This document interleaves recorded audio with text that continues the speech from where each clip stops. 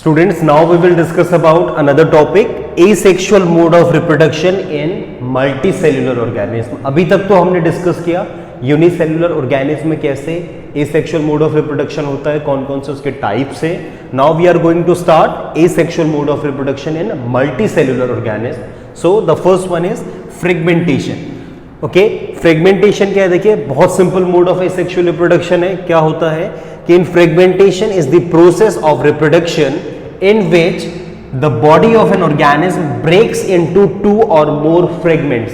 मतलब कोई भी एक पेरेंट बॉडी है वो ब्रेक होगी दो या दो से ज्यादा फ्रेगमेंट्स में, and each fragment of peace of the body grows into a new individual. Okay, और जो हर एक फ्रेगमेंट बॉडी है वो लेटर ग्रो होके एक न्यू पेरेंट बॉडी को फॉर्म करेगी. ओके, दैट कौन किस किस में होता है? देखिए, फिलामेंटियस एल्गी जो है, for example spirogyra, okay, breaks into smaller fragments on maturation. These fragments further grow into new individual. Okay, so generally क्या होगा कि एक, जैसा कि यहां पे एग्जांपल है, स्पाइरोगायरा का एग्जांपल गिवन है, जब ये मेच्योर होंगे तो ये फ्रेगमेंट में ब्रेक हो जाएंगे स्मॉलर फ्रेगमेंट्स में, and each fragment as given in diagram later develop and give rise to a new parent body. Okay, और फिर वो डिवाइड होगा. तो इस तरीके से इनकी जो कंटिन्यूटी ऑफ लाइफ है वो चलती रहेगी. ओके, तो यहाँ पे देखिए न्यूक्लियस भी है स्पाइरल शेप में, क्लोरोप्लास्ट भी है इसमें, तो फिलामेंटियस एल्गी है जो मतलब फोटोसिंथेटिक है, अपने फूड को प्रिपेयर कर लेती है. ओके, सो ये बिल्कुल सिंपल सा मोड ऑफ रिप्रोडक्शन था जिसमें कोई भी जो पेरेंट है वो डिवाइड होगा और लेटर दो से ज्यादा फ्रेगमेंट में, और जो फिर डेवलप करेंगे. Okay, so now we are moving to next part, regeneration.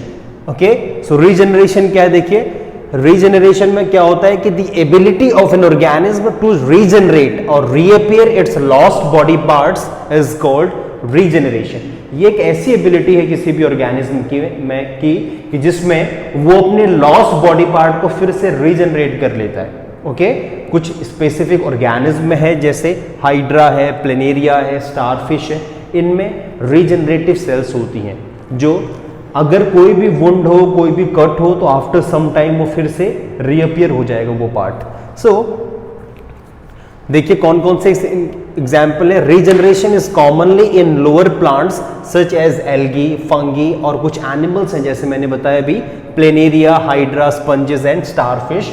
तो ये रीजनरेशन शो करते हैं. The reason being that in this process of regeneration some specialised cells are involved जिन्हें हम कहते हैं regenerative cells, and these cells proliferate and multiply into many cells.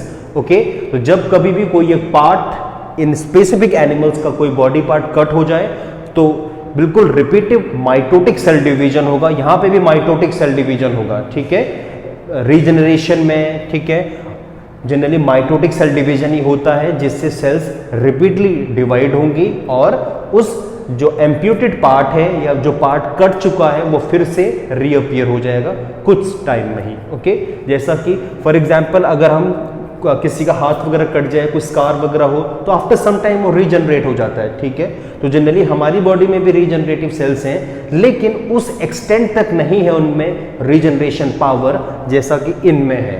Okay, अगर human body में कोई एम्प्यूटेशन होता है, कोई पार्ट अगर कट हो जाता है, ठीक है, तो फिर वो नहीं फिर से रीजनरेट नहीं होगा, लेकिन इन जो एनिमल्स हैं इनमें ऐसा होता है. सो लेट्स सी, प्लेनेरिया में देखिए बिल्कुल डायग्राम से समझ में आ रहा है कि इसने बॉडी को दो पार्ट में स्प्लिट किया और लेटर जो दोनों पार्ट हैं बॉडी के वो लेटर एक इंडिपेंडेंट और इंडिविजुअल प्लेनेरिया को फॉर्म करेंगे. Okay, so same in hydra में देखिए यहाँ पे स्प्लिट हुआ दो पार्ट में, और जो दोनों लेटर डिवाइड होके एक इंडिविजुअल हाइड्रा को फॉर्म करेंगे. सिमिलर इन स्टारफिश, इसका जो एक हैंड है वो कट हुआ और उसी से लेटर एक नया स्टारफिश फॉर्म हुआ. तो the reason being that due to the presence of regenerative cells.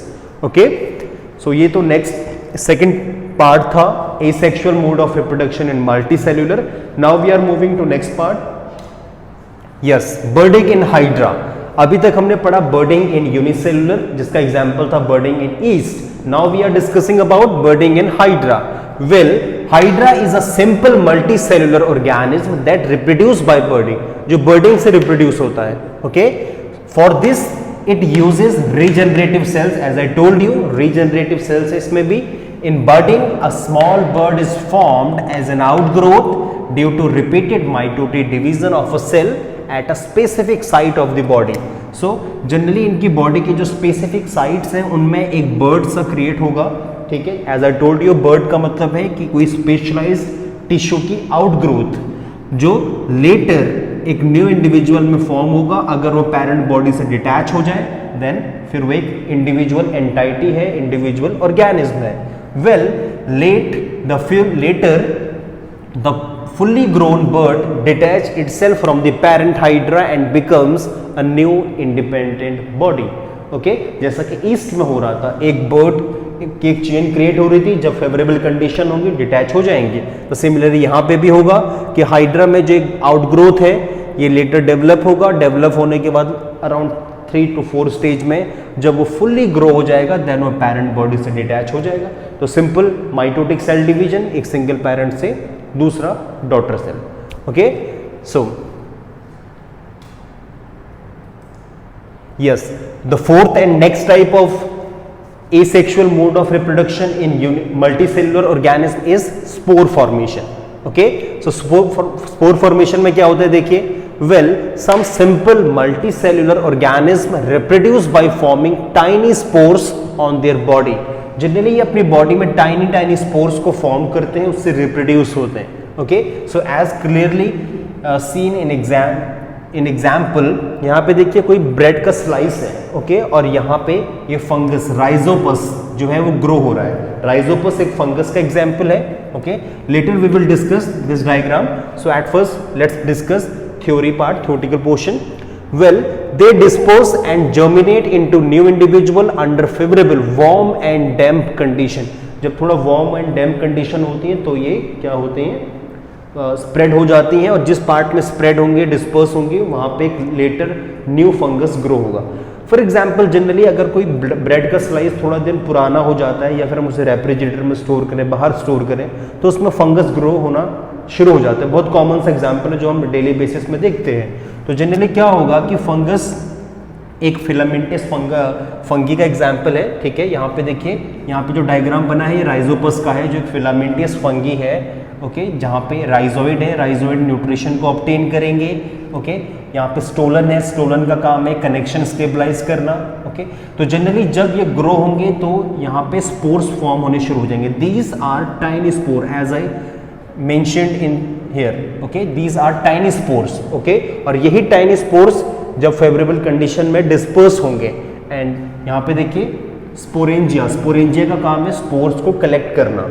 Okay, एक सिस्ट क्रिएट करना और स्पोर्स को कलेक्ट करना। जब कंडीशन फेवरेबल हो तो ये ब्रेक होगा और स्पोर्स डिस्पर्स हो जाएंगे।